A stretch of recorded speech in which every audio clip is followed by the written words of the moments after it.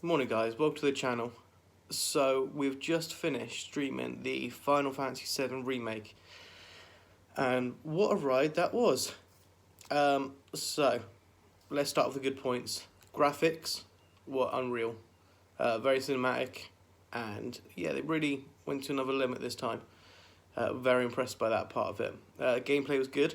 Had very much like a 15 vibe to it, like Barrett almost had like a little prompto vibe with the which was cool. It was good fun. It's nice throwbacks and stuff like that. Uh, Leveling up your equipment was really cool. I thought it was really good how you could get a lot of range of weapons, and they really switched in gameplay and the cinematics and stuff like that. That was really fucking cool, and the material you could put on them actually showed in the graphics as well, like on Cloud's sword. Thought that was very, very clever. The ATB system, I didn't like. I've just thought it's too hard to almost heal yourself. I was doing the airburst fight on normal mode, and I was using like Phoenix Downs high potions. Then I had to wait. Then I'm running around in a circle waiting for my bar to fill up a little bit, and I was just kind of like waiting, get hit down, and it's just a repeat of that, and it's getting a bit boring, if I'm honest. I think a game where you can't physically heal yourself, I think there's something a bit weird about that. But anyway, the characters themselves are spot on. Red 13 was absolutely incredible. The way he looked was just phenomenal. Like, I really give it to him. So all that sort of stuff's really cool.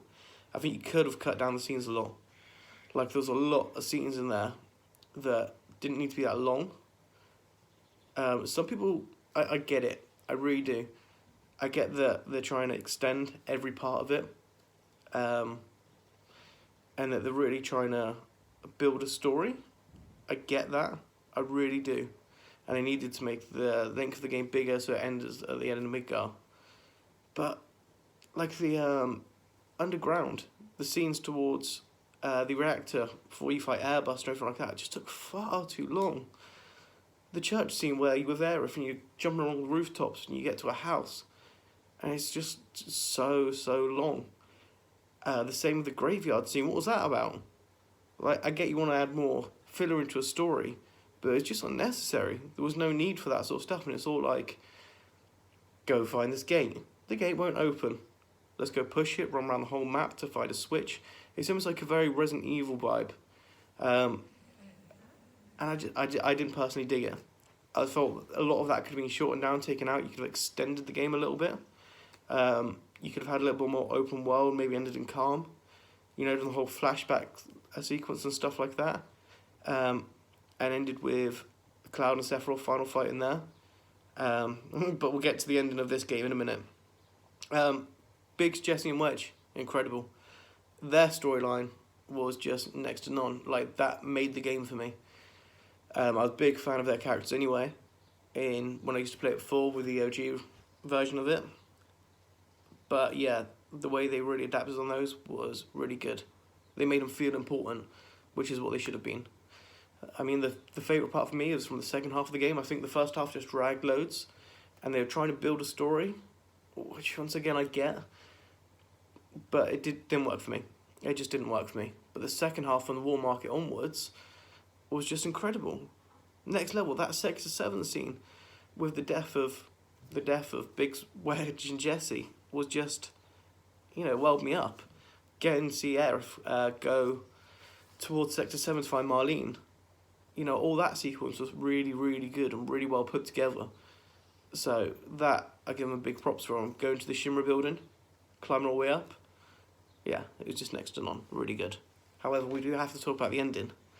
I assume at this point, whoever's watching this video would have actually played the game, so there's no spoilers.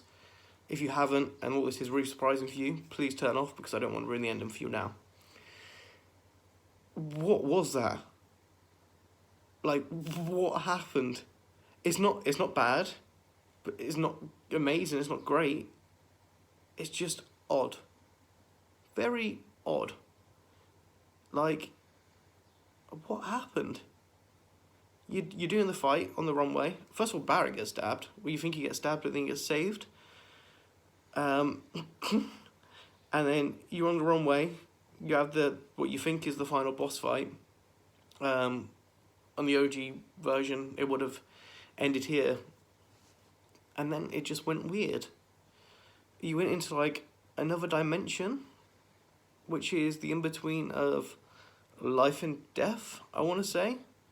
Because they're projecting images of what happens in the future. And